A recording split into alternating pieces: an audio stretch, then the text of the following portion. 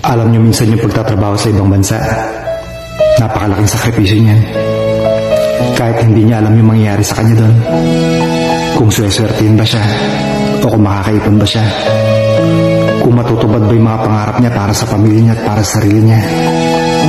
Alam niyo, sumugal yan.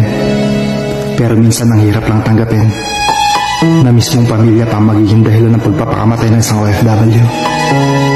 Alam niyo, marami sa aming mga OFW, umiiyak na lang kami kapag hindi namin ibibigay mga gusto niyo.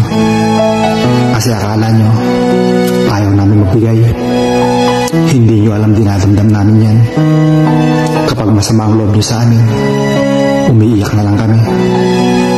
Lagi niyong tatandaan, kaming mga OFW walang karamay sa abroad. At kayo mga kamag-anak namin sa Pilipinas, ang nagiging lakas namin para magpatuloy. Sana lagi niyong tatandaan yan.